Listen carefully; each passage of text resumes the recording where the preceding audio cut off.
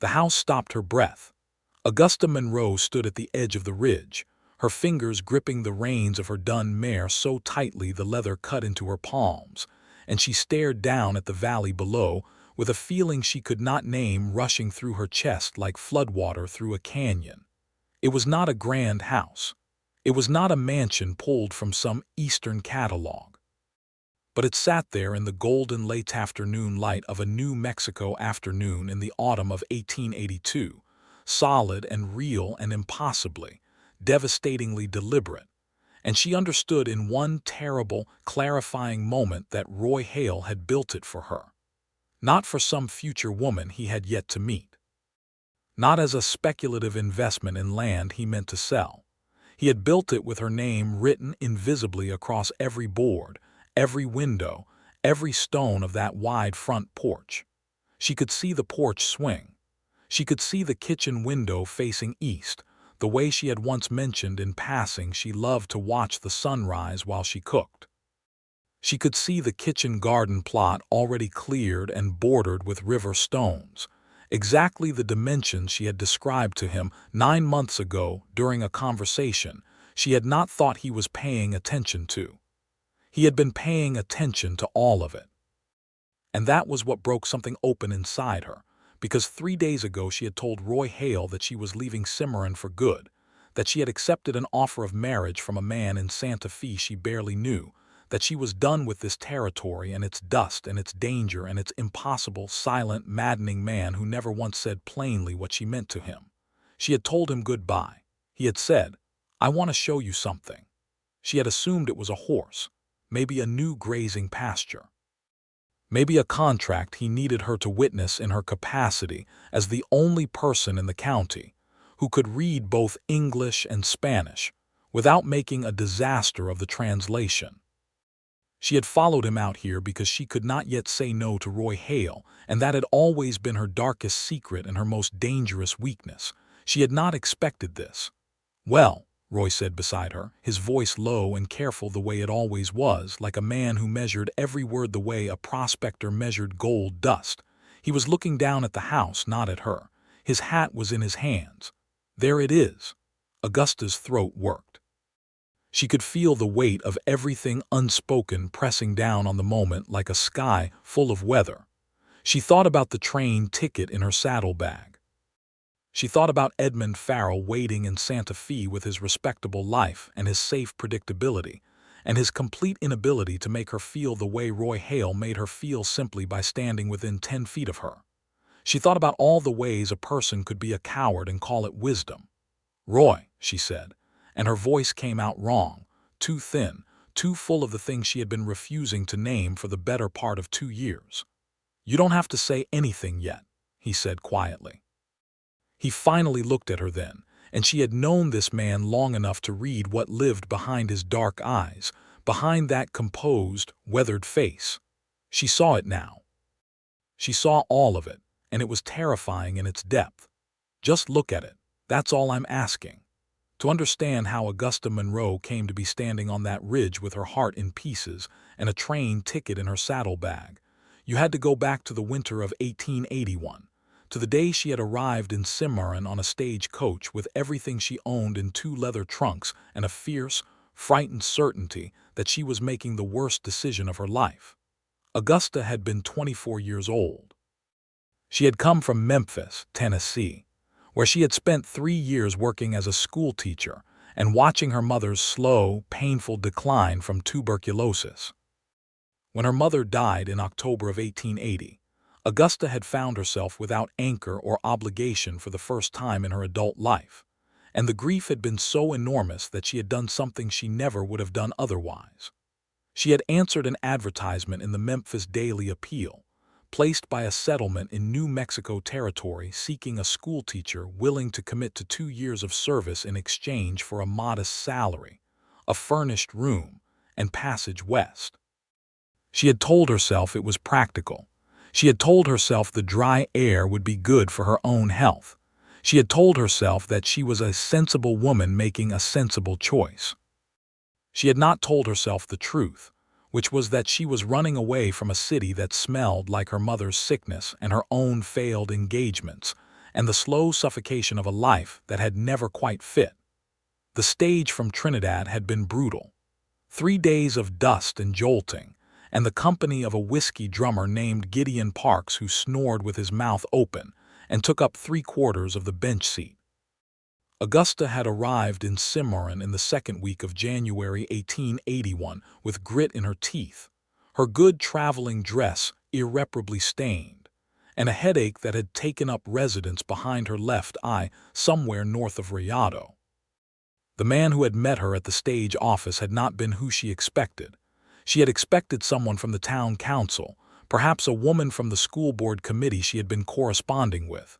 Instead, she had found Roy Hale leaning against the hitching post with his arms crossed, wearing a sheepskin coat and a hat pulled low against the January wind, looking at her with an expression that communicated precisely nothing. "Miss Monroe," he had said. Not a question, a statement. "That's right," she had said, bracing herself because she was Augusta Monroe, and she did not let anyone see that she was exhausted and frightened and already half regretting everything. "And you are?" "Roy Hale. I have the ranch northwest of town. The school board asked me to collect you since I was coming in for supplies." He had picked up both her trunks without asking, carrying one in each hand as if they weighed nothing, and started toward a wagon.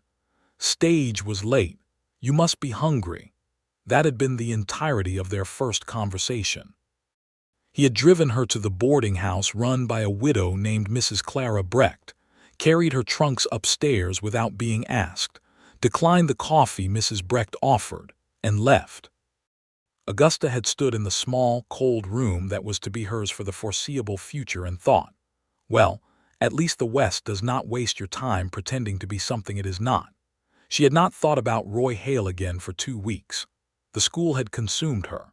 It was a single room on the north end of town, 14 students ranging in age from 6 to 15, and roughly half of them spoke more Spanish than English, which Augusta had not been told about in the advertisement.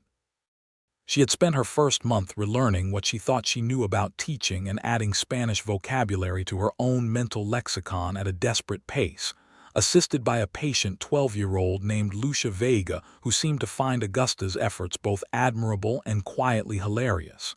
She had made the school work. She was Augusta Monroe, and she made things work. That was what she did, but the territory was harder than she had anticipated.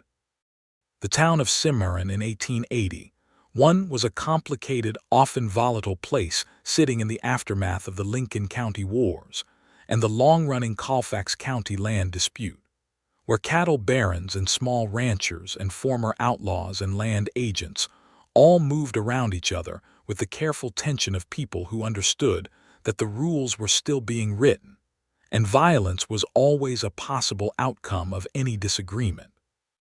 Augusta had arrived into the middle of this without fully understanding the geography of the conflict, and she had made a mistake. She had trusted the wrong man.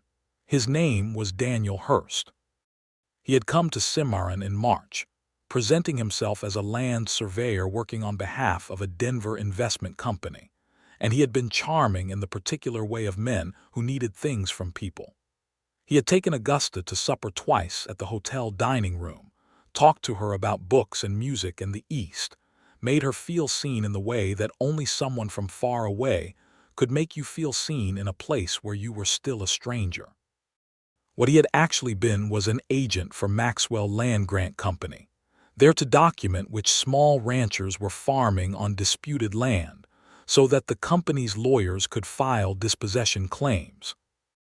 And he had, in the course of those 2 pleasant suppers, extracted information from Augusta about which families had children in her school, which families seemed settled and established, which families had been there longest. Augusta had not understood what she was giving him until Roy Hale had appeared at the schoolhouse door one afternoon in April, hat in hand, with an expression on his face that was still mostly unreadable but contained in its careful set a quality she would later learn to recognize as controlled anger. "I need to speak with you," he had said, "about Daniel Hurst." He had explained it to her without cruelty, without making her feel more foolish than she already did. He had laid out the situation plainly, factually, The way she would come to understand was simply how Roy Hale operated. Hearst was not a surveyor. The information Augusta had innocently provided had already been used to file 2 dispossession claims against families whose children sat in her classroom. The Archuleta family on the south edge of town, the Ray's family out on the Creek Road. Augusta had felt sick in a way that went deep down through her stomach and into her bones. "What can I do?" she had said. It was not a question with an upward inflection. It was Augusta Monroe encountering a wrong she had contributed to, even unwittingly, and arriving immediately at the business of correcting it. Roy had looked at her for a long moment. He had nodded once, and something had shifted almost imperceptibly in his expression. "There's a lawyer in Taos, man named Clarence Whitfield. He's worked these land cases before. If you're willing to write out exactly what Hearst asked you, what you told him, and sign your name to it as testimony, it might give Whitfield enough to challenge the filing." "I'll write it tonight," Augusta had said. She had written it that night at the small desk in her room at Mrs. Breck's boarding house by the light of a kerosene lamp, with the careful precision of a woman who had been a schoolteacher and understood the weight of words set down in order. She had written everything she remembered, every question Hearst had asked, every answer she had given, every impression she had formed and then realized was manufactured. Roy had written the testimony to Taos himself. The Archuleta and Ray's families had kept their land. Hearst had left the territory quietly, the way men of his particular kind always did when their scheme came apart. And in the aftermath of all of it, Augusta Monroe and Roy Hale had a friendship. It had grown slowly, the way things grew in that high desert country, which was nothing like the lush and hurried growing of Tennessee, but was in its own way more permanent. Roy had begun stopping by the schoolhouse on the days he came into town, not every time, not with any obvious schedule, but often enough that Augusta began to expect him and noticed when he did not come. They talked in that careful way of 2 people who were both accustomed to guarding themselves, probing the edges of each other's thoughts about books, about the territory, about the families in town, about history and justice, and what a person owed to the place where they had chosen to make their life. Augusta had learned things about Roy Hale gradually, like a map that revealed itself one section at a time. He had come to New Mexico Territory in 1875, at the age of 22, with $100 and a horse, and an understanding he had reached with himself somewhere along the trail from Missouri that he was not going back. He had worked cattle for 3 years on the Springer Ranch before saving enough to buy 40 acres of his own on the northwest edge of the Cimarron Valley. He had built himself a small one-room cabin on the property with his own hands and spent the next 3 years expanding his herd, his acreage, and his understanding of what this land needed from a person in order to let them stay. He had never married. Augusta had been told this by Mrs. Breck in the particular tone widows reserved for attractive unmarried men in their mid-20s, which was a combination of fond speculation and mild personal disappointment. He had never, as far as anyone in Cimarron could confirm, had a serious entanglement with any woman in the territory or out of it. Augusta had filed this information away without examining it too closely, because she was a sensible woman and she was not there to fall in love. She was there to teach school for 2 years and then reassess her life from a position of experience rather than desperation. That plan had begun coming apart somewhere around the middle of the summer of 1881. It had been a Tuesday in July, at the tail end of an afternoon when the heat had finally broken under a thunderstorm that had rolled down off the Sangre de Cristo Mountains, with the particular extravagance of a New Mexico summer sky. Augusta had been at the creek east of town, where she had discovered she could sit on a certain flat-topped boulder and watch the storm move over the mountains without getting wet, sheltered by a grove of cottonwoods.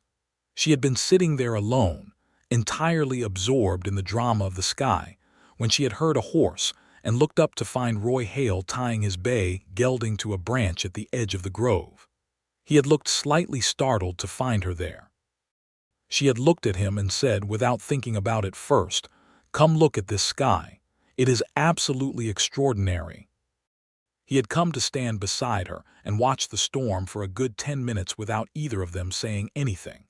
And in that silence, Augusta had become aware of something that she had been successfully ignoring for several months, which was that Roy Hale at close quarters, in the particular golden light that followed a desert rainstorm, was almost painfully attractive in the way of things that were entirely unaware of their own beauty.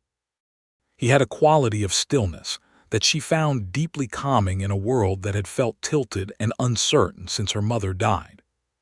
His hands, braced on the flat rock beside her, were the hands of someone who built things and cared for things and did not use his strength carelessly. She had looked away from his hands very deliberately and told herself firmly to stop being foolish. The problem was that Roy Hale was watching the sky with an expression of quiet wonder that he wore when he thought no one was paying attention, and Augusta had discovered some weeks earlier that she was always paying attention when Roy Hale thought no one was. "I forget sometimes," he had said quietly, still looking at the mountains, "that this is a real place, not something a man imagined." Augusta had understood that completely, with the specific understanding of someone who had their own relationship with disbelief in beautiful, real things. She had said, "I know exactly what you mean," and he had turned his head and looked at her, and for just a moment the careful arrangement of his expression had come fully undone, and she had seen something raw and direct and entirely unguarded.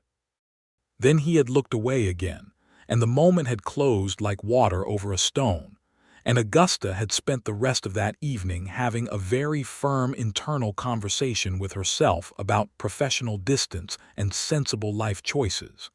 She had lost that conversation. She lost it progressively and thoroughly over the following months, and she lost it without dignity. And the worst part was that she could never entirely tell what Roy Hale was feeling because he was the most controlled person she had ever met, and she was the second most controlled person she had ever met, and between the two of them they had constructed an impenetrable fortress of restraint in which they were both, she was beginning to suspect, absolutely miserable. The autumn of 1881 had brought its own complications. The Colfax County tensions had sharpened again, and there had been a week in October when two men from a rival cattle outfit had ridden onto Roy's land and taken 40 head of his cattle on the strength of a forged bill of sale, and Roy had spent 10 very tense days resolving the situation through every legal channel available to him rather than the ones that were faster and involved firearms, because that was the kind of man Roy Hale was. Augusta had sat with him in the lawyer's office in town 3 times during those 10 days, translating documents and cross-referencing property descriptions in her careful schoolteacher's hand, and she had been so quietly, privately furious on his behalf that she had caught herself composing imaginary speeches to the county sheriff at 2 in the morning when she should have been asleep. He had gotten his cattle back. The men responsible had been charged and removed from the county. Roy had come to the schoolhouse afterward and said simply, "Thank you for your help," and Augusta had said, "It was nothing," which was not true at all but was the only thing she could think of that would not give her entirely away. The winter of 1881 to 1882 had been hard, cold and isolating in the way of high desert winters, where the sky went white and the mountains disappeared behind cloud, and the distances between people became physical facts instead of just geographical ones. Augusta had stayed in town, teaching school on the days the weather permitted and reading through the long frozen evenings and writing letters home to friends in Memphis who seemed to exist in a different world entirely. Roy had been in town less often in the winter. His ranch required him. Augusta had understood this and resented it slightly, and then felt foolish for resenting it. She had kept her feelings very tidily locked away, and told herself that this was good for her, and that sensible women did not fall in love with silent, impossible ranchers in territories they were only committed to for 2 years. Then spring had come, and with it, the most surprising and destabilizing thing that had happened to Augusta since her arrival in Cimarron. She had received a letter from the school board of a well-established school in Albuquerque, offering her a permanent position at nearly twice her current salary, with the implication that the role could lead in time to a supervisory position. It was everything Augusta had been working toward. It was exactly the kind of opportunity a sensible woman would embrace without hesitation. She had written back asking for 2 weeks to consider. She had spent those 2 weeks in a state of internal turmoil that she hid with the practiced competence of a woman who had been presenting a composed face to the world since she was 14 years old. She had gone about her days teaching and translating and sitting with Mrs. Brecht on the boarding house porch in the evenings, and she had thought about Albuquerque, and thought about the school she had built in this difficult, complicated town, and thought about Lucia Vega, who was now 14 and reading Shakespeare with the focused intensity of a person who had found the thing that would define their life, and she had thought about Roy Hale. She had thought about Roy Hale more than she thought about everything else combined, which was the piece of information she had been refusing to look at directly for quite some time. She had finally declined the Albuquerque position. She had told herself it was about the students. She had told herself it was about commitment and seeing her 2 years through properly. Both of those things were true. Neither of them was the whole truth. Roy had somehow known something was unresolved, the way he always seemed to know things about Augusta that she had not told him. He had come to town in April and asked her to ride out to the North Pasture with him to look at a water issue he was dealing with, which had turned out to be a genuine water issue, a diversion of a creek tributary that was drying up a section of his grazing land, but also an excuse for a long afternoon of riding and talking that had been one of the finest days Augusta had experienced since coming to New Mexico. They had ridden back to town in the long, slow light of a spring evening, with the mountains turning purple and the sage smelling of the afternoon's rain, and Roy had said, out of what seemed like a clear sky, "I'm glad you stayed." Just that. 4 words. Augusta had looked at him, and he had been looking straight ahead with his hat pulled down against the evening light, and she had said, "So am I." With a steadiness she had been quite proud of, considering what was happening inside her chest. They had ridden the rest of the way to town in a silence that was so full of unspoken things it could have filled a room. That had been May. June and July had continued in the same vein, which was to say that Augusta and Roy had continued to spend time together in ways that were always technically explainable as practical or neighborly or professional, and continued to not say the thing that was between them in increasingly elaborate and exhausting ways. The rest of Cimarron had long since reached its own conclusions about the schoolteacher and the Northwest rancher, but Cimarron was a town with enough genuine drama occurring at all times that it had its own preoccupations, and largely left Augusta and Roy to their extended exercise in mutual self-denial. Augusta had turned 26 in August of 1882. Roy had ridden in from the ranch and presented her with a book she had once mentioned wanting to read, a collected volume of George Eliot's essays, and had said happy birthday in a tone of such private tenderness that Augusta had nearly lost her entire composure right there on the boarding house porch in broad daylight. She had not lost it. She had thanked him with perfect calm, and he had ridden away, and she had sat on the porch with the book in her lap for a long time thinking about what she was doing and why she kept doing it and what she actually wanted from her life. Then Edmund Farrell had happened. Edmund was a cousin of the county land agent, a man from Santa Fe with a respectable law practice and a house and a genuinely pleasant personality, and no apparent hidden agendas, and no particular effect on Augusta's pulse whatsoever. He had come to Cimarron in September on business and been introduced to Augusta at a church social, and he had been attentive and articulate, and had asked for her address, and written her 3 letters in October that were kind and well considered and entirely reasonable. Augusta had been so tired of unreasonable feelings. She had been so exhausted by the grand, silent drama of Roy Hale that she had written Edmund back. She had written him with a caution and honesty she hoped he would appreciate, telling him that she was uncertain about the future but was open to corresponding further. He had responded with patience and warmth, and a formal but sincere expression of interest. And then in November, Roy Hale had not come to town for 3 weeks. 3 weeks during which Augusta heard from Mrs. Breck that he was fine, the ranch was fine, the cattle were fine. He was simply busy with the end-of-season work, perfectly normal, nothing to worry about. Augusta had not been worried. She had been furious.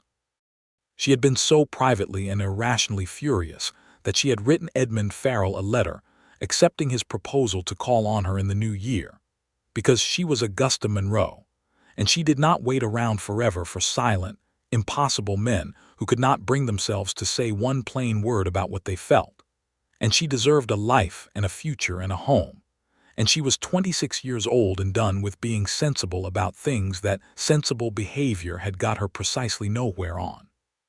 She had posted the letter. Roy had come to town the following week.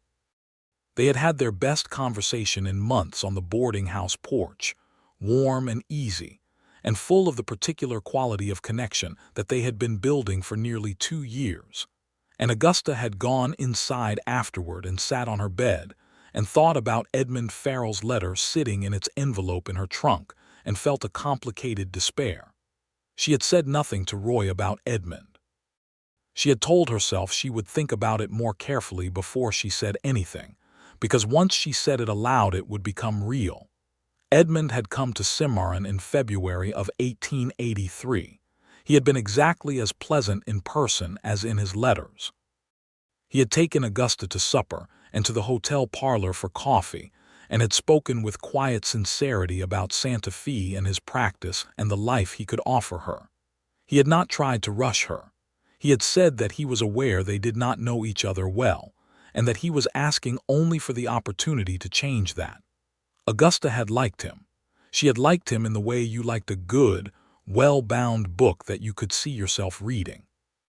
She had felt absolutely nothing in her chest when he sat across the table from her, except a mild, pleasant warmth that felt very safe compared to the dangerous, uncontrollable fire that Roy Hale produced simply by existing in her vicinity. Roy had come into the hotel dining room that evening while Edmund and Augusta were at supper, looking for the hotel's owner about a fencing matter. He had seen them. Their eyes had met across the room, and Augusta had watched Roy's expression perform a subtle and devastating rearrangement that she was, after 2 years, expert enough to read.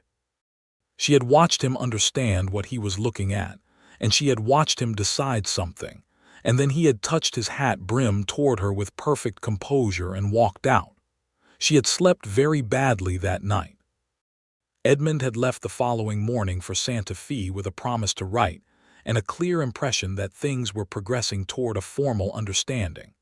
Augusta had gone to the schoolhouse and taught 9 hours of school with the focused, ferocious competence of a woman who was not thinking about anything except fractions and the history of the Louisiana Purchase. Roy had not come to town for 2 weeks. When he had come, he had been quieter than usual. Not cold, not distant in any unfriendly way, but contained in a new and more deliberate fashion that told Augusta he had made some kind of internal decision she was not privy to. She had wanted to ask him what it was. She had not asked him because she was equally committed to her own performance of composure, and she had already made her own decisions and posted her own letters, and she was not in a position to be casting doubt on any of it by asking Roy Hale what was behind his eyes. March had passed. April had come. Edmund had written twice more, pleasant and warm, suggesting that Augusta might consider coming to Santa Fe in the summer to see if she liked the city, with the implicit understanding that the visit would move things toward a formal proposal. Augusta had written back that she would think about it. She was always thinking about things. She had never in her life had so many thoughts and so little resolution. Then in the first week of May, something had broken the long stalemate in the most unexpected way possible. One of Roy's ranch hands, a young man named Tom Akers, had come into town with a horse that had thrown a shoe and had stopped by the school to collect his younger sister. And while he was waiting, he had said to Augusta, entirely without guile, simply filling conversation, "Mr. Hale's been building something out on the far north end of the property. Been at it since January. Does not let any of the hands go up there. My brother-in-law says he saw the roof line from the Ridge Road, and it looks like a proper house." Augusta had looked at Tom Akers with a very still face and said, "Is that so?" "Probably expanding for extra hands," Tom had said, in the cheerful, unanalytical way of young men who had not yet developed instincts for subtext. "Probably," Augusta had said. She had thought about it for 2 weeks. She had thought about it so much that it had interrupted her sleep and her lessons and her letter writing and her careful, rational considerations of Edmund Farrell and Santa Fe and sensible futures. She had thought about it until she had made herself stop thinking about it, because thinking about it led to a conclusion that was either enormously right or catastrophically foolish, and she could not determine which one it was from a distance, and she had already posted letters and made something that functioned like a commitment. Then, Edmund had written in the last week of May with a formal, sincere, kind proposal of marriage. He had offered her security and companionship and a stable life in a real city, and he had been honest about the fact that their acquaintance was brief, but expressed his conviction that they were well suited. He had asked her to take all the time she needed to consider and to write to him with her answer whenever she was ready. Augusta had read the letter 3 times. She had set it on her desk. She had looked at it for a long time. She had gone to find Roy Hale. He had been at the livery stable, which is where he usually was when he came to town before heading to the general store. She had walked up to him in a way that she later thought must have communicated something in her bearing, because he had turned from his horse and looked at her with a quality of attention that was more open than his usual careful watchfulness. "I need to tell you something," she had said. "All right," he had said. "I have received a proposal of marriage from Edmund Farrell. He is a decent man and he has been genuine and honest in his intentions, and I am seriously considering accepting." She had looked at Roy Hale directly because she was Augusta Monroe, and she did not deliver difficult information while looking at the floor. "I thought you should know." Something had moved through Roy's face, complex and quick and then carefully stilled. He had looked at her for a moment that lasted several heartbeats longer than comfortable. "I see," he had said. "That was all, I see." 2 words, and then the shutters had come back down behind his eyes and he had been himself again, composed and controlled and utterly uninformative, and Augusta had felt something in her chest that was indistinguishable from grief. "I thought you should know," she said again, helplessly, which was not like her at all. "I appreciate you telling me," Roy had said, with a gentleness that nearly undid her. She had gone back to the boarding house and written to Edmund that she would give him her answer within the month, because she needed to be honest with herself before she was honest with him, and honesty was taking slightly longer than anticipated. The following week, on a Thursday afternoon that had been warm and bright in the particular irrefutable way of a New Mexico May, Roy had come to the schoolhouse as school was letting out and waited until the last student had gone, and then said, from the doorway, "I want to show you something." She had looked up from the papers she was stacking on her desk. She had looked at his face, which was giving her almost nothing, and she had felt in the air between them the concentrated weight of 2 years of unspoken things. She had said, "All right." She had told herself it was probably a horse. It had not been a horse. Augusta stood on the ridge and looked down at the house in the valley and felt the future pressing against her from both directions. The safe, known future of Edmund Farrell and Santa Fe and everything reasonable, and the terrifying, luminous, real future of whatever this was, whatever Roy Hale had been quietly building through a New Mexico winter while she was writing letters and making careful, sensible plans. "The kitchen window faces east," she said. Her voice was barely above a whisper. Roy was quiet for a moment. "You said once you liked the morning light when you cooked." "I said that in September," Augusta said. "We were talking about Mrs. Breck's boarding house, and I said I wished the kitchen window faced east instead of west, and I said it once, in passing, and I was not even sure you were listening." "I was listening," Roy said. He was still not looking at her. He was looking at the house, and she could see the tension in his jaw, the controlled quality of a man who had decided to do something very difficult and was not going to stop now that he had started. "I have been listening to you for 2 years, Augusta." The use of her given name landed on her like a physical thing. He had called her Miss Monroe for nearly a year and a half, and then Augusta, and then Miss Monroe again when he was being careful, and Augusta only in unguarded moments. And right now it was Augusta, and there was nothing guarded about it at all. "Roy," she said, and stopped. "I know you have another offer," he said, still looking at the house. "I know he is a good man, and I know what he can give you. I am not asking you to compare us. I am asking you to look at that house and know what it means before you make your decision, because I should have said this plainly a long time ago, and I did not. And that is my failing, not yours." He turned and looked at her then, fully and completely, and Augusta felt the full force of what lived behind Roy Hale's careful eyes when he stopped guarding it, and it was staggering. "I built it for you. I built it because I have known since that summer afternoon at the creek that I wanted to build a life with you, and I was too much of a coward to say it plainly, and I am saying it now. You should know. Before you decide anything, you should know." The words fell into the silence of the ridge with the weight of everything it had taken him to say them, and Augusta Monroe stood in the May afternoon sunlight with her heart in her throat, and 2 years of her own carefully maintained composure coming completely apart at the seams. "You are not a coward," she said, which was not the response either of them had expected. Something flickered in Roy's expression, something that was not quite a smile but was its direct ancestor. "Augusta," he said quietly, and her name in his voice was a whole conversation. "You could have told me," she said, and the emotion that had been dammed behind 2 years of sensible behavior was pressing hard against every wall she had built for it. "Roy, you could have just said any of it. I have been right here. I have been right here for 2 years, and I have been so determined to be composed and rational and to not make a fool of myself, and you could have simply said one word, one single word that indicated any of what you just said, and I would not have written Edmund Farrell back. I would not have sat in that dining room looking at you walk away and thinking that you did not care." Roy's jaw worked. "I thought," he said carefully, "that I did not have the right to say it. You came out here with a plan. You were building something of your own.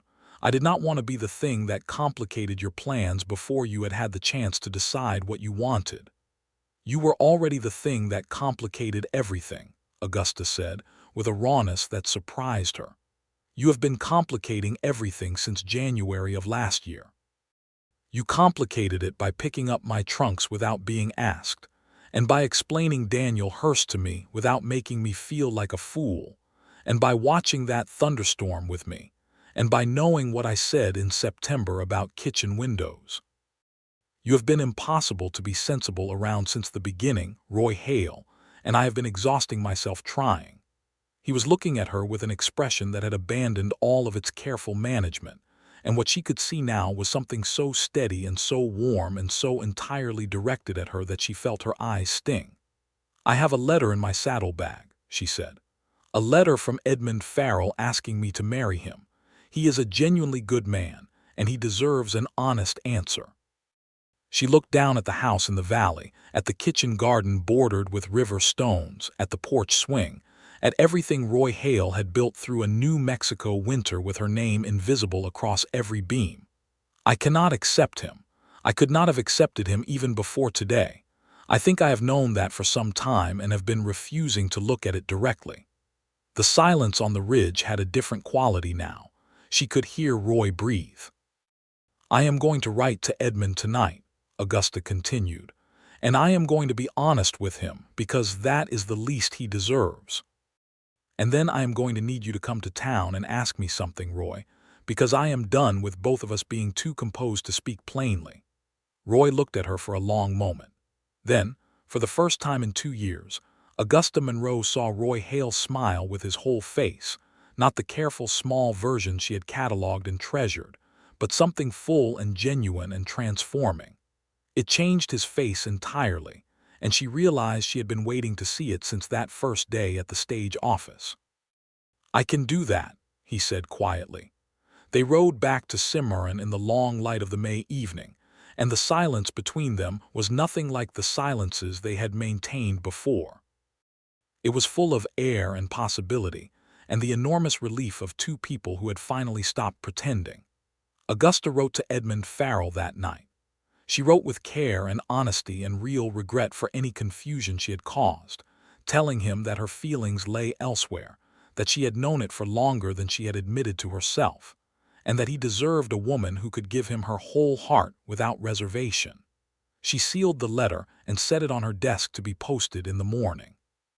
She slept better than she had in months. Roy came to town 2 days later. He came on a Saturday afternoon, which was not his usual day, and he was wearing a clean shirt, and he had clearly done something intentional with his hair that he would never have acknowledged as intentional. He had come to the boarding house porch where Augusta was grading papers and sat down in the other chair and looked at her with that steady, open expression that she now knew was his real face, the one under the careful management. "I would like to ask you something," he said. Augusta set down her papers and gave him her full attention. "I would like to court you properly," Roy said, "if you will allow it. I would like to take you to supper and to ride out on Sunday afternoons and to bring you things and have you tell me things, without any of the performance we have both been putting on.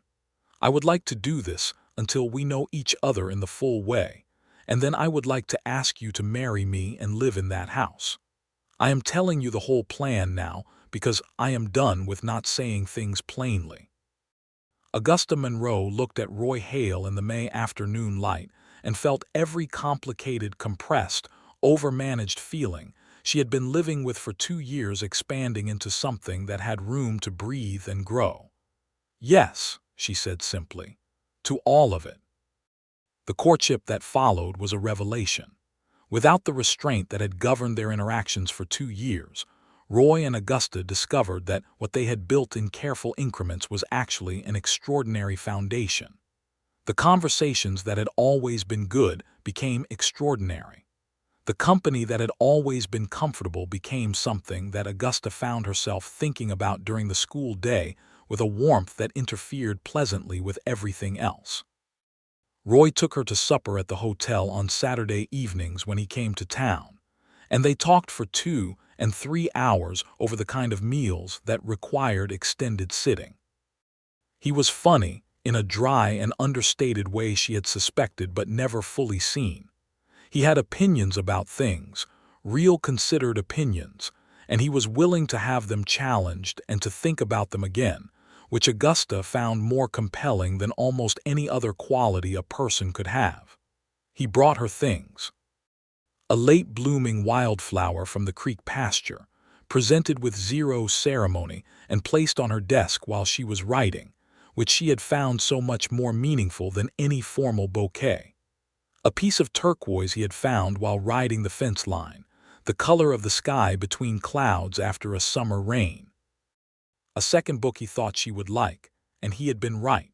She told him things, real things the way she had never told anyone, about her mother and Memphis and the grief that had sent her west and the way the West had been harder and more beautiful than she had known how to anticipate, about the complicated feeling of being a Southerner in the aftermath of the war, of carrying a history she had not chosen but could not pretend was not hers, about her fear, which she did not often acknowledge, of being alone in the specific way of someone who has been the capable, competent one for so long that people forget to take care of them in return. Roy had listened to all of it with his full attention, which was the way he listened to everything, and on the night she had told him about her mother's last months, he had reached across the table and put his hand over hers and left it there, and that simple, quiet gesture had done more for the particular grief she had been carrying than anything else had managed in 2 years. In June, they had ridden out together to the house.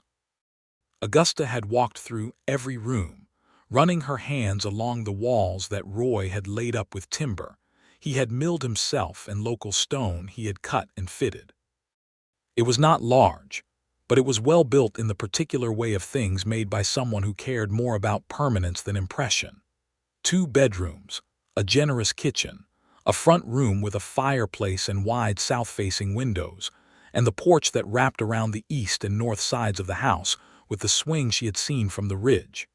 She stood on the porch and looked at the kitchen garden plot and thought about what it would mean to plant things in that ground with the intention of being there to harvest them. "I will need bookshelves," she said. "South wall of the front room," Roy said immediately, which meant he had already planned it. She had looked at him sideways, and he had been looking at the mountains with the composure of a man who had never been caught planning anything, and she had laughed, genuinely and fully, in a way that surprised both of them. "Roy Hale," she said, "you planned that wall of bookshelves months ago." "I may have had some preliminary thoughts about it," he said, and there was that full smile again, and Augusta felt something in her chest that she had stopped trying to manage or contain or call by any careful name. She loved him. She had probably loved him since the cottonwood grove in July of last year, and she was entirely done pretending otherwise. It was Roy who said it first, which she had not expected. She had thought she would have to. She had been composing various approaches to the conversation for several weeks, which was very Augusta Monroe of her, when one evening in late June, sitting on the boarding house porch in the blue end-of-day light, Roy had said without preamble, "I love you, Augusta. In case I have not been sufficiently clear." Augusta had looked at him. "You have actually," she said. "In the way of a man who built a house with the right kitchen windows, but I appreciate you saying it plainly." "I thought you would," he said. "I love you too," she said, equally plainly, because they were both done with not saying things. Roy had proposed formally in July. He had come to town on a Thursday, which was definitely not his usual day, and he had asked Mrs. Brecht if he might speak with Augusta privately on the porch, with a seriousness of purpose that had sent Mrs. Brecht to the back of the house to find reasons to exist there while communicating her total awareness of everything happening. He had sat across from Augusta in the evening light and said, with the directness that was entirely him, "I would like you to marry me. I would like you to come and live in that house and build a life with me in it. I know this territory has been complicated for you and that you came here with different plans, and I am asking you to make new ones. I think we would be good at a life together. I think we already are." Augusta had not made him wait. "Yes," she had said, "we already are." They were married in September of 1883 in the small church on the north end of Cimarron, with the whole town present because, in a town that size, there were no real private events, and also because everyone had been waiting for this particular event for over a year, and had strong personal investment in its occurrence. Lucia Vega, who was now 15 and had strong opinions about ceremony, had decorated the church with late summer wildflowers gathered from the creek meadow, and had cried in a manner that she would later describe as entirely dignified. Mrs. Brecht had made a wedding cake using a recipe she had brought from her family in Missouri, and had presented it with a teary pride that suggested she felt personally responsible for the whole proceeding. Augusta wore a dress she had sewn herself from fabric Roy had ordered from a dressmaker in Santa Fe without telling her, pale blue with cream edging, and she had been so startled and undone by the gesture that she had had to sit down when the package arrived. Roy had stood at the front of the church in a dark suit that Mrs. Brecht had pressed the evening before, and when Augusta had walked down the aisle he had looked at her with an expression that he was not attempting to manage at all, and she had kept her own composure all the way to the altar purely on pride, and then surrendered it entirely when he said his vows, which he had clearly written himself, in the plain and deliberate way of everything he said. They moved into the house on the north end of the Hale property in October. Augusta brought her books, which filled the bookshelves on the south wall of the front room, and 3 additional shelves Roy had installed in the bedroom before she arrived, because he had known they would not be enough. She brought her writing desk and her mother's quilt, and a collection of pressed flowers from Tennessee she had carried all the way from Memphis and kept through every difficult thing. The kitchen garden got planted late, too late for the season, but Augusta had put in garlic and winter vegetables and covered the beds with straw, and Roy had helped her with the planting on a Saturday afternoon when the October light was golden and generous, and the mountains were already wearing their first snow. They had worked side by side in comfortable silence, and then in easy talk, and Augusta had looked up from her work at one point to find Roy watching her with an expression of such uncomplicated happiness that she had felt it move through her like warmth from a fire.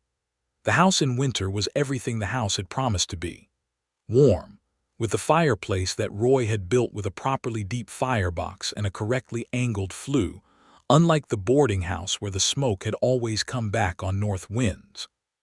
The kitchen in the mornings was lit gold by the sunrise through the east window, exactly as Augusta had known it would be, and she had stood at that window the first full morning in the house with her coffee, and watched the light come over the mountains, and felt a settling in her that was unlike anything she had felt before, a sense of being in the right place in a way that had nothing to do with plans or sensible choices, and everything to do with the quiet rightness of a thing built for exactly what it was. Roy rose early. Earlier than Augusta, which she had not known about him, and she woke on those first mornings to find the fire already built and coffee already on the stove, and Roy out in the early gray light doing the work that a ranch required before the day properly began. She began rising earlier to have coffee ready when he came back from the morning chores, and they had developed, without discussion, the easy domestic rhythm of 2 people who fit together in the practical details of a life, which Augusta had come to believe was one of the most important kinds of fitting together there was. Winter passed. Spring came with its mud and its extravagance of new growth, and Augusta's kitchen garden came alive with the things she had planted in the fall, and the new things she put in through April and May. Lucia Vega came out from town on Saturdays sometimes to help and to talk and to read from Augusta's bookshelves in the long afternoon light of the front room, and Augusta taught her with the particular joy of teaching someone who was going to carry it forward. In the early spring of 1884, Augusta knew she was pregnant before she was entirely certain. She told Roy on a morning in March when they were both at the kitchen table with their coffee, and the early light was making long gold rectangles on the floor. She told him simply and directly, because that was how they told each other things, and she watched his face as the information arrived. He set down his coffee cup. He looked at her for a moment with an expression that was entirely new, that she had not seen before, deep and careful and lit from somewhere inside. He reached across the table and took her hand, the way he had done in the hotel dining room in the early days of the courtship, and held it. "Are you well?" he asked first, because that was Roy Hale. "I am very well," she said. He brought her hand to his mouth and kissed her knuckles and said nothing else for a moment, and Augusta felt the particular and irreplaceable feeling of a man who was feeling something so large that he was holding it carefully, like something that might spill. "I will need to add a room," he said then. "You already have thoughts about where," Augusta said. "East side off the kitchen," he said. "Gets the morning light." She had laughed and he had laughed with her, and the kitchen filled with it. Roy built the addition through April and into May, working on it evenings and on the shorter days he could spare from the ranch work. And Augusta would sit on the porch in the spring evenings and watch him work and think about the fact that this was simply who he was, a man who built things for the people he loved, who expressed his deepest feelings in the making of solid, real things designed to last. She found this more romantic than any speech could ever have been. Their son was born in October of 1884, a fine and vocal boy whom they named Thomas James Hale, Thomas for Augusta's father and James for Roy's, though Roy's father had been a complicated and largely absent figure whose name Roy gave his son in the manner of someone putting a difficult thing to rest rather than honoring a positive one. Augusta understood this without needing it explained, because she knew Roy Hale very well by then, the deep structure of him. Thomas was a red-faced, opinionated infant who became a determined toddler, and showed every sign of being a child, who would keep both his parents fully occupied for the foreseeable future. Roy was steadily and entirely devoted to him. In the quiet, practical way, he was devoted to everything, and Augusta found the experience of watching this deeply contained man be a father quietly and completely overwhelming in the best possible way. She went back to teaching the following spring, making arrangements with Mrs. Breck to care for Thomas on school days, and the school had grown in her absence to the point where the school board was discussing the possibility of a second teacher. Lucia Vega, now 17, had been sitting in on classes when she could and talking to Augusta about whether she might teach while taking her own correspondence courses, and Augusta had been quietly pressing the school board on the question, with the focused determination that had characterized her professional life since Memphis. The land disputes in Cimarron did not fully resolve. The Colfax County land conflict had deep roots and was still generating court cases, and sometimes more volatile confrontations years into the decade, and the community existed with that persistent tension in the background of daily life. Roy navigated it as he always had, through legal channels and the careful maintenance of his documentation and the refusal to use the faster, more violent methods that the territory still made available. Augusta supported this in the way she always had, with her Spanish and her clear writing and her willingness to sit in lawyers' offices and interpret documents at length. And together, they had helped 4 families in the valley retain land that others had attempted to take. Augusta had come to understand that the injustice built into these land disputes was something she could not resolve but could refuse to ignore, and she had begun corresponding with a woman in Taos who was organizing on behalf of the land-grant families, sending what information and assistance she could. Roy had supported this without needing to be asked, because he had been watching the same injustice since before Augusta arrived in the territory, and he had never once found a reason to look away from it. In 1886, when Thomas was nearly 2, Augusta discovered she was pregnant again. She told Roy at the kitchen table in the morning the way she had told him the first time, and he received it the same way, with that deep, careful expression and her hand in his. "Are you well?" he asked. "Very well," she said, "though I suspect we may need to think about a 3rd bedroom." "North side," he said immediately. She gave him a look that communicated her unsurprised delight, and he gave her the full smile, and the morning was entirely good. Their daughter was born in February of 1887, in the middle of a snowstorm that prevented the doctor from reaching the ranch from town, which had been alarming at the time and was a story they would tell for years. Roy had delivered his daughter with the assistance of Mrs. Brecht, who had come out 2 days before the birth specifically, because she had a feeling, and she was a woman who trusted her feelings. And between Roy's steady competence and Mrs. Brecht's experience and Augusta's own formidable determination, the whole thing had resolved into a healthy, dark-haired, immediately imperious daughter whom they named Clara Jane Hale, Clara for Mrs. Brecht who had earned it, and Jane for Augusta's mother. Clara was from her first weeks a child who communicated her preferences with great clarity and expected them to be respected, which Augusta found both familiar and deeply amusing. Thomas, who had been unsure about the whole development, became within a few weeks a devoted and somewhat bossed-about older brother, which seemed to suit him. The spring after Clara's birth, Augusta walked out to the kitchen garden on the first warm morning of March and stood looking at the raised beds with their winter straw still covering the soil, and thought about everything that had grown in that ground since the first late October planting 3 years before. She thought about the letter that had arrived from Memphis that week, from a friend who had married and had children and was living the life Augusta might have lived if she had stayed. A good life, a real life, but not this one.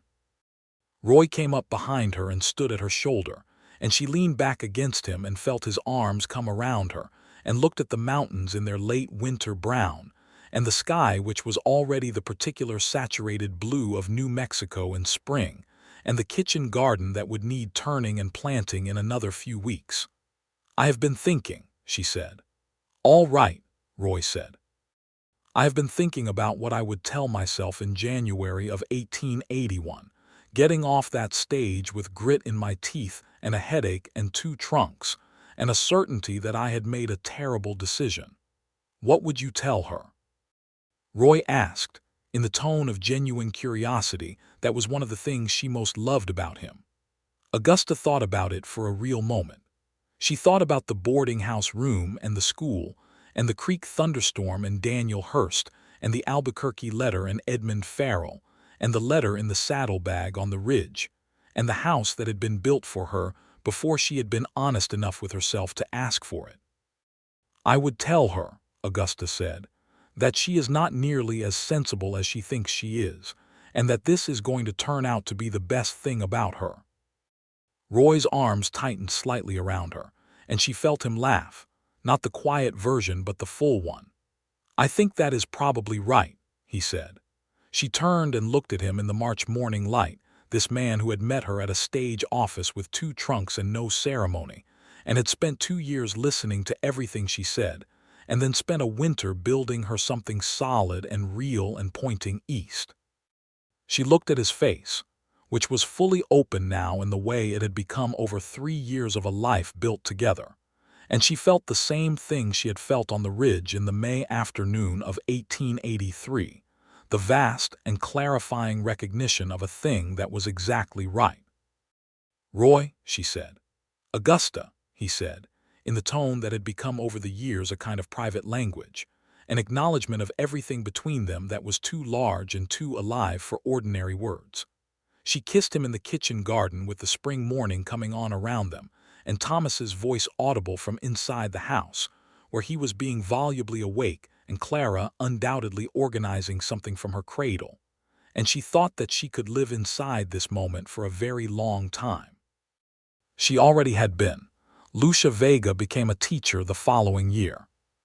Augusta had advocated so persistently for this outcome that the school board had eventually appointed Lucia partly out of conviction, and partly, Augusta suspected, out of the recognition that she was not going to stop discussing it. Lucia was brilliant and patient and deeply committed to her students, and the school grew under their partnership into something that began attracting notice from the territory's educational administration.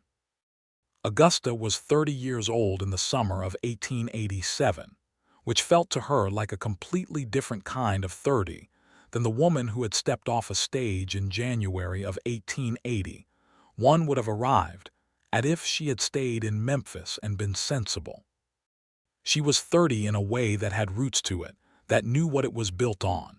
She was 30 with her whole life in a place that had become genuinely, irrevocably hers. Roy turned 34 that year in November, with a quietness about aging that was entirely consistent with his approach to everything. Augusta had organized a supper with the neighbors and Mrs. Brecht and Lucia and her family, and Roy had been clearly pleased and clearly modest about being pleased. And Thomas had given his father a drawing of a horse that was unambiguously a horse if you knew to look for the legs. And Clara had been passed around the table like a particularly agreeable parcel, and had accepted the attention with the composure of someone who had expected nothing less. In the evening, after the guests had gone and the children were asleep, Augusta and Roy had sat on the porch in the cold November dark with the Milky Way overhead in that extraordinary way it had in this altitude, so dense and brilliant it looked like something that could not really exist, and Roy had said, looking up at it, "I did not think, 11 years ago in Missouri, that this was what my life was going to be." "What did you think it was going to be?" Augusta asked. He thought about this with the seriousness he brought to every real question. "Smaller," he said finally, "quieter, just me and the land." Augusta leaned her head against his shoulder. "Are you disappointed in the noise?" she asked. He put his arm around her. "No," he said, with a simplicity so complete that she felt it land without complication in the place where she kept everything he had ever given her, not even slightly. The years that followed had their difficulties, because that was what years did, and the territory was still the territory with its complications and its distances and its occasional violence. And the land disputes continued their slow, grinding progress through the courts with outcomes that were sometimes just and more often not entirely so. And Roy worked his cattle through drought years and through years of good rain, and lost animals to predators and weather and the ordinary losses of a working ranch life. And Augusta navigated the politics of a school system that was growing more formal and more bureaucratic as the territory moved toward the statehood that was still decades away, but was already beginning to shape the institutions. They had a third child in 1890, another boy named William Roy Hale, dark-eyed and serious from birth in a way that made Roy look at Augusta and Augusta look at Roy, and both of them look at their son with the particular tenderness of parents who recognize themselves in someone new. Roy built the third bedroom, which he had been planning since 1887, with Thomas, now 5, and Clara, 3, as occasionally disruptive construction assistants. Augusta's school grew. She had begun by the early 1890s to be known outside of Cimarron as an educator of unusual skill and unusual commitment to students who were often overlooked by the territory's educational establishment, specifically the children of the Hispano and Native families who made up a significant portion of the Cimarron Valley community, and who were systematically underserved by an educational system that was increasingly oriented toward Anglo-American norms. She advocated loudly and in writing, in letters to the territory's educational board and in the pages of the local newspaper, for a curriculum that honored what her students brought to the classroom instead of treating it as an obstacle. She made enemies among people who preferred the other approach, and she considered this a reasonable consequence of being right. Roy read everything she wrote before she published it, not to approve it, but because he was interested, and his comments were the sharp, practical, occasionally uncomfortable observations of a man who thought clearly about the difference between what was right and what was achievable. And Augusta found these conversations some of the finest thinking she did.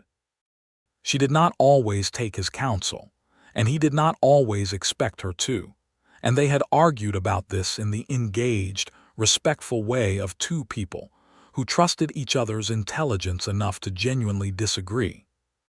By 1895, Thomas was 10 and Clara was 8 and William was 5, and the house that had been built for Augusta on the north end of the Hale property had been extended twice and held a life that had not been imaginable from the boarding house room in January of 1881.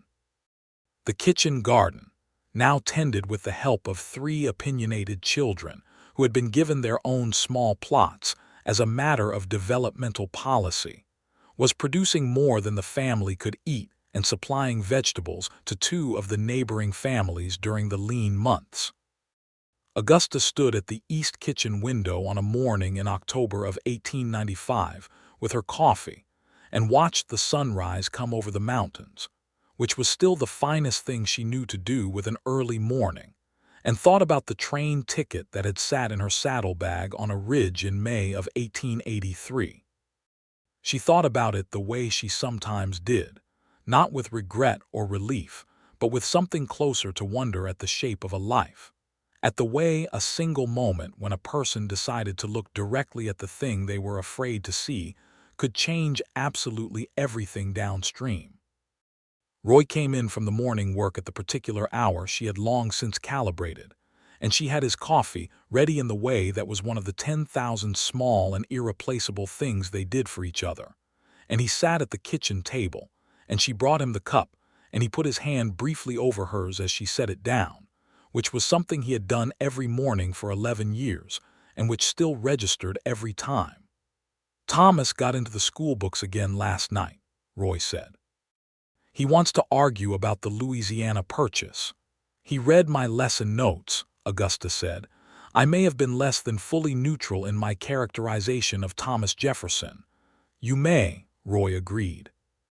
Thomas Jefferson was complicated, Augusta said. Most things worth understanding are, Roy said, with the tone of a man making a point that was not really about Thomas Jefferson at all, and Augusta looked at him with the full knowledge and warmth of someone who had been inside this conversation for 12 years and still found it one of the best ones available. He gets that from you, Augusta said. The arguing about things. Roy looked deeply unconvinced by this characterization, which was fair because Thomas Monroe Hale had inherited both of his parents' inclinations toward questioning established conclusions, which was going to make him either a lawyer or a genuine nuisance or possibly both. Clara came thundering through the kitchen at the particular velocity of an 8-year-old who had decided the morning had already been going too long without her active participation in it, deposited a kiss on her mother's cheek and one on her father's in the manner of efficient administration, collected a biscuit from the tin on the counter, and departed. Roy watched this performance with the expression of a man whose daughter had been organizing his household from the cradle and who had made his peace with this. She is exactly like you, he said. She is exactly like herself, Augusta said, which was the truest thing. The morning light lay gold and warm across the kitchen floor. Through the east window Augusta could see the kitchen garden with its October preparations, the beds being put to rest for winter, the last of the squash on the vine, the garlic going in again in the way that meant spring was already being planned for. Beyond the garden, the land opened out toward the mountains, which were wearing the first real snow of the season on their high peaks in the blue above the brown-gold valley. It was an entirely ordinary morning. It was also the kind of morning that Augusta had learned, over 12 years in this house, to hold very deliberately in her attention, to let herself actually feel while she was inside it rather than from a distance, because these mornings were the substance of the life she had built, and they deserved to be fully inhabited. Roy was looking at her in the morning light with the expression that was his real face, the one she had first seen fully on a ridge in May of 1883, the one he wore when he was not managing anything, just present in the life that they had made together. "What are you thinking?" he asked. Augusta considered the question. She considered the boarding house and the stage and the creek thunderstorm and the ridge and the letter and the house and everything that had been built here in this valley over 12 years of genuine living. "I am thinking," she said, "that I am exactly where I am supposed to be." Roy held her gaze for a moment in the way he had, the long, steady, unguarded way. "So am I," he said simply. Outside, William's voice joined Clara's in something that was either a cooperative enterprise or a disagreement being conducted at full volume, and Thomas's lower register joined the composition a moment later, and the house filled with the noise of the life inside it, and Augusta Monroe Hale stood in her east-facing kitchen in the October morning light and was home. She thought sometimes, in later years, about the moment on the ridge. She thought about it in the way you think about the hinge points of your own story, the places where it could have gone entirely otherwise and did not. She thought about Roy standing with his hat in his hands looking down at the house he had built through a New Mexico winter without telling anyone what it was for. And she thought about what that kind of love looked like before it was spoken, all the evidence of it laid into boards and stone, and a kitchen window facing east. She had told Lucia once, years later, when Lucia was teaching her own school and navigating her own complicated feelings about a quiet, steady man who ran the postal station and brought her things without ceremony and listened to her with complete attention. She had told her, the evidence was there before the words. Pay attention to what a person does when they think no one is measuring the significance of it. That is where you find out what you actually mean to them. Lucia had looked at her teacher with the expression of someone receiving information they had been trying to work out for themselves. "Did you always know?" Lucia asked. "No," Augusta had said honestly. "I was too busy being sensible." Lucia had laughed, and Augusta had laughed with her, and the afternoon had been warm and full of the particular sweetness of two women who understood each other well. Roy retired from the hardest of the ranch work gradually, as the 1890s became the new century, and the territory began its long, slow transformation toward statehood, which did not come in their lifetimes, but which they could see coming in the way that people who had spent decades watching a landscape learned to read the distant weather. He kept the land and the cattle but brought in partners for the work, men he trusted, some of them the grown sons of families he had known since his first years in the valley. Augusta kept teaching. She taught until she was in her late 40s, and then took on a supervisory role that had been created partly because of the reputation she had built over 2 decades, and partly because Lucia and the second generation of teachers she had trained needed the kind of mentor who could advocate at the institutional level. She was good at the advocacy. She had always been good at it. They grew old in the house with the east-facing kitchen window, in the way that felt from the inside less like growing old and more like growing more completely into the life they had built. Thomas became the lawyer Augusta had expected and practiced in Albuquerque, which had a certain private symmetry to it. Clara became a doctor, a trajectory that had seemed improbable in 1890, and had required a specific and determined campaign against every institution that put obstacles in her path, which Clara had conducted with an energy and composure that made both her parents extremely proud and also occasionally exhausted. William became a teacher, which had surprised Augusta and not surprised Roy, who had observed for years that William had his mother's gift for making complicated things clear.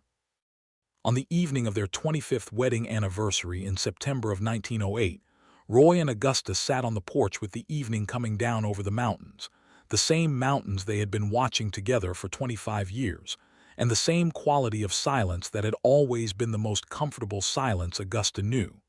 "I have been thinking," Roy said, after a comfortable stretch of that silence. "About the south fence," Augusta said, because Roy had mentioned it twice that week. "Not about the south fence," Roy said. She looked at him.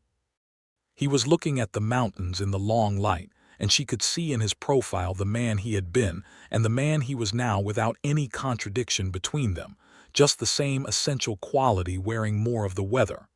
"About that day on the ridge," he said, "when I showed you the house." Augusta felt the warmth that still arrived with that memory, even after all these years. "What about it?"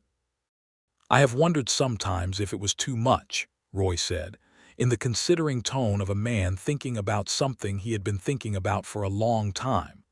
"Building the whole house and then bringing you out to see it. It seems, from a certain angle, like a considerable amount of pressure." Augusta looked at him for a moment.